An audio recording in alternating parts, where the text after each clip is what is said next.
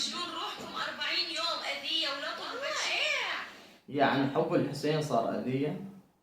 يا هلا والله حبايب قلبي، شلونكم؟ شخباركم؟ ان شاء الله بخير. يوم رجعنا لكم بفيديو جديد. طبعا هاي اخت سلوان مونيكا، اعتقد من نفس الابو او من نفس الام او من نفس الصنف، تتجاوز على الامام الحسين. قبل لا تشوفون الفيديو اتمنى تحطون لايك واشتراك بالقناه، شارك الفيديو اصدقائكم حتى يوصل للجميع. يعني العراقيين اللي طلعوا من العراق قبل ما سووا هيك، هذول النماذج الزبايل اللي طلعوا الفترة الأخيرة وجاي يتجاوزون على العراق والعقائد الحسينية والشعائر الحسينية، ولك هي ابن المطي.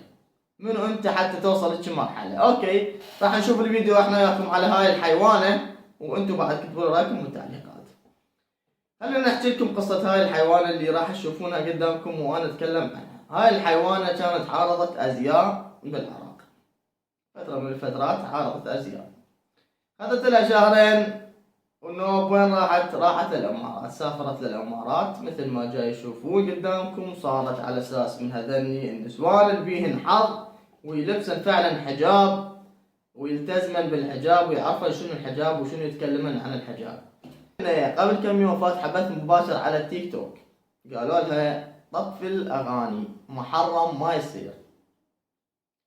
شوف شلون انقلبت كلبه، شوف شلون انقلبت حيوانه، وشوف الرد اللي حكته وتجاوزت به على الامام الحسين وبشهر محرم الحرام. اوكي، شوف الفيديو، خلونا نحن وياكم نسمع سويا.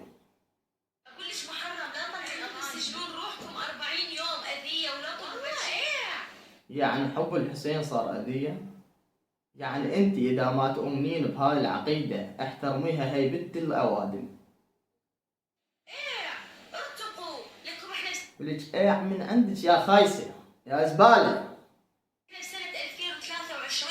ارتقوا، اطلعوا من الخرا وعبدون بشر. خرع على راسك وراس خلفك. بشر مثلنا طبعا يعبدون. منو فهمهم على اساس احنا نعبد الائمه؟ لك شنو هالعقليه هاي عندهم؟ يعبدون بشر مثلنا غير رب العالمين. طبعا هو انا ما الومكم، تعرفون ليش؟ لانه انتم تربيتوا على هذا الاساس. محرم لا تطلعون اغاني. خرع عليك، رب العالمين ما خرع عليك وخرع على تربيتك يا خايسة يا زبالة يا طايحة الحظ. ذاكر هذا الشيء بالقران. تعال يمي واحكي ويا. وانت منو حتى نجي يمك ونفتهم من عندك يا زبالة؟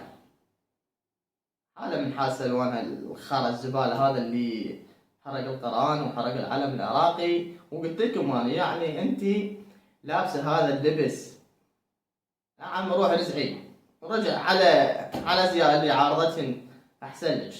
لان ما الشرف احنا واحدة عراقية زبالة هيك تسوي تصرفات. طايحة الحظ، كل حظ ما بيها، الله شاء الجميع واحد مثلها دزوا لي اياه وانا جاهز اطايحكم. مو بس حظه وحظ الخلفه. حبايب قلبي هنا نكون وصلنا لنهاية الفيديو. لا تنسون اللايك والاشتراك بالقناة، شاركوا الفيديو لاصدقائكم حتى يوصل للجميع، وانتم بعد كتبوا رايكم بالتعليقات بخصوص هاي الزبالة اللي شفتوها قدامكم. يعني حتى الكلب لما نوصف هاي البنت بالكلبة، يعني الكلب اوفى من عندها صراحة.